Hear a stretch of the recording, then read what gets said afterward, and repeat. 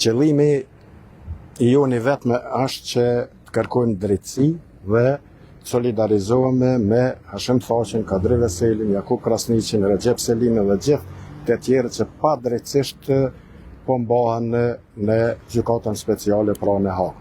Ne do t'i adresojmë kërkesat tona të drejta dhe të lehtëshme dhe ajo e përgjithshme është që kërkojmë kërreret të lirohen, sepse përmes kërrerëve të ushtrisë shqiptare të Kosovës kjo gjykatë nuk e ka problem vetëm Hashim Thaqin, Kadri Veselin, Jakub Krasniqin e Recep Selimin, po përmes tyre tendencat e kësaj gjykate janë për ta goditur luftën tonë drejt dhe të pastër çdo herë duke bashkëpunuar me prokurorinë e Serbisë.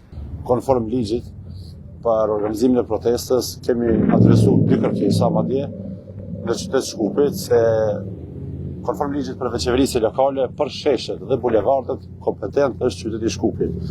Kemi bërë kërkesë para 3 javë në qytetin e Shkupit, të njëjtën kërkesë dytë e kemi adresuar para 1 jave, kemi marrë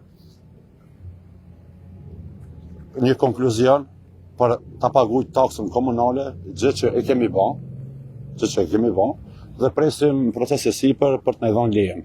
Normalisht nuk mendoj që duhet të kemë ndonjë pengesë, për arsye se kjo është drejt kushtetuese e çdo shtetarit në vendin tonë, ne jemi shtetas këtu në vendin tonë dhe kemi drejt ngrim zërin për çfarë do që mendojmë. Kjo protestë nuk është adresuar kundra ndonjë etnitetit. Kjo është protestë që organizohet bipartijake, është pura shqiptare dhe këtë protestë shqiptarët nuk duhet ta përkrajnë parimisht, por realisht, për atë arsye, sikur në Tiranë, në Prishtinë dhe në qendra siç është Haga apo Strasburgu, që gravitojnë si qytete në vendet evropiane, dhe ne kërkojmë një drejt tonë kushtetuese, e cila është edhe drejt që është me të gjitha parametrat dhe konventat ndërkombëtare mbi liritë të drejtat themelore të çdo individi. Ne nuk kemi plan rezerv, por ka vetë kushtetuta dhe ligji plan rezerv. Është ligji, tash citoj në mënyrë taksative, ligji mbi protestat neni 5.1, ku thot shprehjesisht se qytetarët se e drejta e protestës ta sqaroj një gjë. Vetëm në 2 mënyra mund të kufizohet, në rrethon lufte dhe në gjendje të jashtëzakonshme. Kjo drejt madje buron nga ligjin që ja citova, edhe pa leje paraprake nga çfarëdo organ shtetëror.